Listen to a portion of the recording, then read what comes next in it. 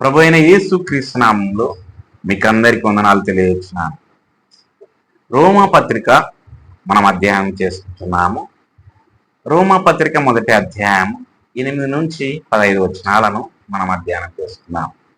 దీనికి సంబంధించిన బిరుదు పాఠం పేరు సంఘం పట్ల పౌలు హృదయం.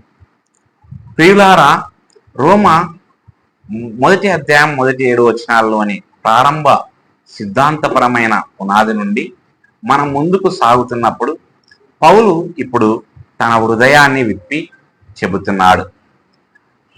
8వ వచనం నుండి 15 వచనాలలో మనం చూసేది కేవలం వేదాంతం మాత్రమే కాదు, దేవుని నిజమైన సేవకుని ఆత్మ. ఇక్కడ పౌలు విశ్వాసుల పట్ల తన వైఖరిని, తన ప్రార్థన జీవితాన్ని, సహవాసం పట్ల తనకున్న ఆకాంక్షను మరియు స్వార్థ పట్ల తనకున్న బాధ్యత భావాన్ని వెల్లడిస్తున్నాడు. ఈ వచనాలు పౌలు ఏమి నమ్మాడో మాత్రమే కాకుండా పౌలు ఎలా జీవించాడో కూడా మనకు చూపిస్తాయి.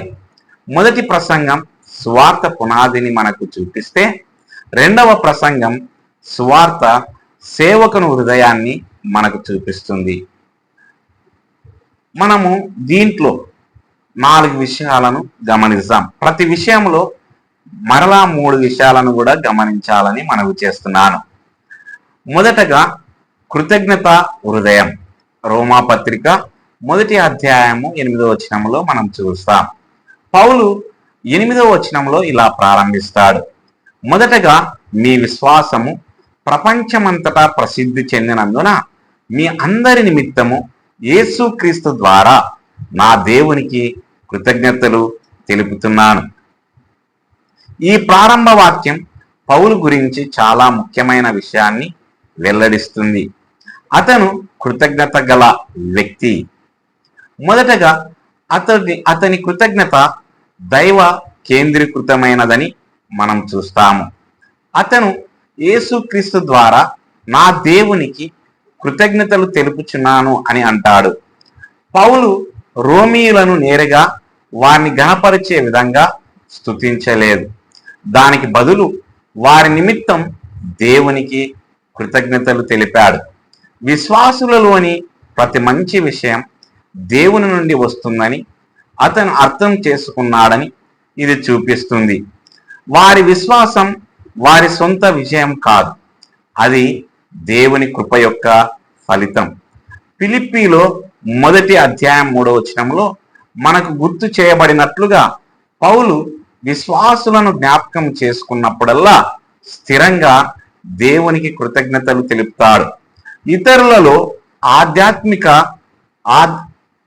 ఆధ్యాత్మిక ఎదుగుదలను మనం చూసినప్పుడు మన ప్రతిస్పందన గర్వము లేదా పోలిక కాకుండా దేవునికి కృతజ్ఞతలు తెలపడం అయి ఉండాలని ఇది మనకు బోధిస్తుంది. రెండవదిగా అతని కృతజ్ఞత క్రీస్తు మధ్యవర్తిత్వముతో కూడినదని మనం చూస్తాం. ఆయన యేసు క్రీస్తు ద్వారా కృతజ్ఞతలు చెల్లిస్తాడు. మన ప్రార్థనలు మరియు కృతజ్ఞతలు కూడా క్రీస్తు ద్వారా మాత్రమే దేవునికి అంగీకార యోగ్యమైనవని ఇది మనకు గుర్తు చేస్తుంది. హెబ్రీయులకు రాసిన పత్రిక 13:5లో బోధించినట్లుగా మనము ఆయన ద్వారా దేవునికి స్తుతియాగమును అర్పిస్తాము. క్రీస్తు రక్షణకు మాత్రమే కాక మన ఆరాధనకు కూడా మధ్యవర్తి. మూడవది, అతని కృతజ్ఞత వారి విశ్వాసంపై కేంద్రీకృతమై ఉందని మనము చూస్తాము. వారి విశ్వాసము ప్రపంచమంతటా ప్రసిద్ధి చెందినందుకు పౌలు సంతోషిస్తున్నాడు. రోమా విశ్వాసులకు విస్తృతంగా తెలిసిన ఒక సాక్ష్యం ఉంది. దీని అర్థం వారు సంపద లేదా అధికారం వల్ల ప్రసిద్ధి చెందారని కాదు, కానీ విశ్వాసం వల్ల. ఇది మనల్ని ఇలా ప్రశ్నించుకునేలా సవాలు చేస్తుంది. మనం దేనికోసం ప్రసిద్ధి చెందాము? ఇతరులు మన విశ్వాసం గురించి మాట్లాడేంతగా అది కనబడుతుందా? నిజమైన క్రైస్తవం దాగి ఉండదు. అది ఇతరులను ప్రభావితం చేసే సాక్ష్యాన్ని కలగజేస్తుంది. రెండవ విషయం, ప్రార్థనమయ జీవితం. రోమా పత్రిక 1వ అధ్యాయం 9 నుంచి 10 వచనాలను మనం గమనించవచ్చు. పౌలు 9 మరియు 10 వచనాలలో ఇలా కొనసాగిస్తున్నాడు. ఆయన కుమారుని సువార్త యందు నా ఆత్మతో నేను సేవించుచున్న దేవుడే నాకు సాక్షి. నేను ఎల్లప్పుడూ నా ప్రార్థనలలో మిమ్మల్ని జ్ఞాపకము చేయుచున్నాను. దేవుని చిత్తము చొప్పున ఇప్పుడు నేను మీ యొద్దకు వచ్చుటకు నాకు సుఖప్రదమైన ప్రయాణం కలుగునేమో అని విన్నవించుచున్నాను. ఇక్కడ ప్రార్థన పట్ల పౌలుకున్న ప్రగాఢమైన నిబద్ధత బయటపడుతుంది.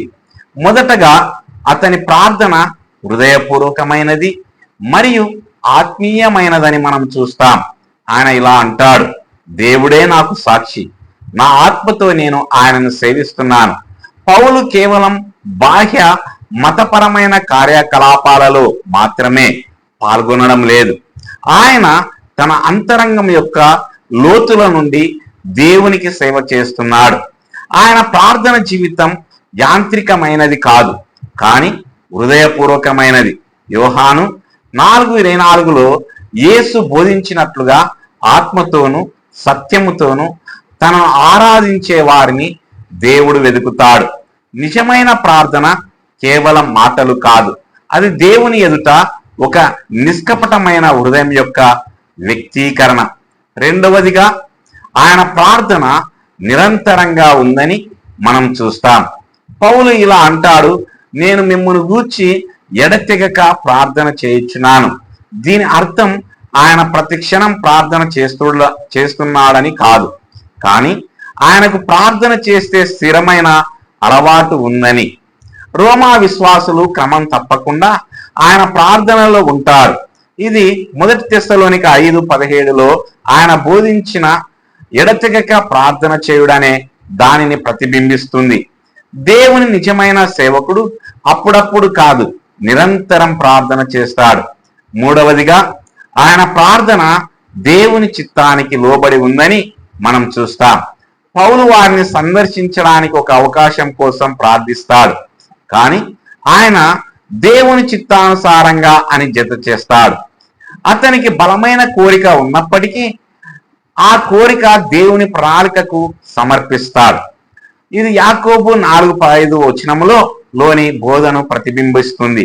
దాని ప్రకారం మనం ప్రభువు చిత్తమైతే మేము జీవించి ఇది లేదా అది చేస్తామని చెప్పాలి. మంచి కోరికలను కూడా దేవుని చిత్తానికి అప్పగించాలి. ఇది మనకు బోధిస్తుంది. ప్రార్థన అంటే మన ప్రణాళికలను బలవంతంగా అమలు చేయడం కాదు, దేవుని ఉద్దేశముతో ఏకీభవించడం. మూడవది ఆత్మీయ పరిచర్య పట్ల ఆకాంక్ష. రోమా పత్రిక 1వ అధ్యాయం 11 నుంచి 12 వచనాలు. పౌలు 11 మరియు 12 వచనాల్లో తన ఆకాంక్షను ఇలా వ్యక్తపరిచాడు. మీరు స్థిరపరచబడుటకై, అనగా మీ అందు నాకును పరస్పర విశ్వాసం వలన నేను మీతోనూ ఓదార్చబడుటకై మిమ్మును చూడగోరుచున్నాను. ఈ వచనాలు పరిచర్య మరియు సహవాసం పట్ల పౌలు హృదయాన్ని వెల్లడిస్తున్నాయి. మొదటగా ఇతరులను ఆత్మీయంగా బలపరచడమే అతని ఆకాంక్ష అని మనం చూస్తాం. వారు స్థిరపరచబడడానికి తాను వారికి కొంత ఆత్మీయ వరాన్ని ఇవ్వాలనుకుంటున్నానని అతను చెప్పాడు. పౌలు యొక్క సాక్ష్యం సామాజిక సంబంధాలు కాదు, కానీ ఆత్మీయ అభివృద్ధి. విశ్వాసులు తమ విశ్వాసములో బలపడాలని ఆయన కోరుకుంటున్నాడు. ఇది ఎఫెసీయులకు 4:12లో కనిపించే పరిచర్య యొక్క ఉద్దేశాన్ని ప్రతిబింబిస్తుంది. అదే క్రీస్తు శరీరాన్ని అభివృద్ధి చేయడం. దేవుని నిజమైన సేవకుడు ప్రజలను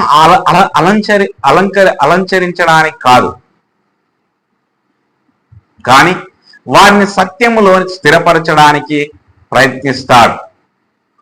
రెండవది, అతని కోరికలో పరస్పర ప్రోత్సాహం కూడా ఉందని మనం చూస్తాం. వారి విశ్వాసం ద్వారా తాను కూడా ఓదార్చబడతానని ఆశిస్తున్నట్లు పౌలు స్పష్టం చేస్తున్నాడు. ఇది అద్భుతమైన విషయం. అతను ఒక అపోస్తలుడు అయినప్పటికీ వారి ద్వారా తాను కూడా ప్రోత్సహించబడతానని అతను గుర్తించాడు. ఇది వినయాన్ని చూపిస్తుంది. పరిచర్య ఏకపక్షమైనది కాదు. పరిణతి చెందిన విశ్వాసులు కూడా ఇతరుల విశ్వాసం ద్వారా బలపరచబడతారు. సామెతలు 27:17 చెప్పినట్లుగా మన ఇనుమును పదును పెట్టును. క్రైస్తవ సహవాసం పరస్పరం బలపరిచేదిగా ఉండాలి. మూడవదిగా అతని కోరిక సంబంధాలకు సంబంధించినదని, ఏకాంతానికి సంబంధించినది కాదని మనం చూస్తాం. పౌలు వారిని చూడాలని ఆకాంక్షిస్తున్నాడు. క్రైస్తవ జీవితం ఏకాంతంలో జీవించడానికి ఉద్దేశింపబడలేదు. విశ్వాసులు సహవాసంలో ఎదగాలని దేవుడు రూపొందించాడు. ఎబ్రీ 10:25 మనం కూడుటను విడిచిపెట్టవద్దని గుర్తు చేస్తుంది. ఒక నిజమైన సేవకుడు దేవుని ప్రజల సన్నిధికి మరియు సహవాసానికి విలువ ఇస్తాడు. నాలుగవది బాధ్యత భావం. రోమా 1:13-15 మనం గమనించవచ్చు. చివరగా పౌలు 13 నుండి 15 వచనాలలో తన బాధ్యత గురించి ఇలా మాట్లాడాడు. సహోదరులారా, నేను తరచుగా మీ వద్దకు రావాలని సంకల్పించాను, కానీ మీ మధ్య కూడా నేను కొంతకాలం పొందాలనే ఉద్దేశంతో ఇంతవరకు ఆలస్యమయ్యాను. సహోదరులారా, నేను తరచుగా మీ వద్దకు రావాలని సంకల్పించాను, కానీ మీ మధ్య కూడా నేను కొంత ఫలం పొందాలనే ఉద్దేశంతో ఇంతవరకు ఆలస్యమయ్యాను. ఈ విషయం మీకు తెలియకుండా ఉండకూడదని నేను కోరుకుంటున్నాను. నేను గ్రీకులకు, అన్యజనులకు, జ్ఞానులకు, అజ్ఞానులకు రుణపడి ఉన్నాను.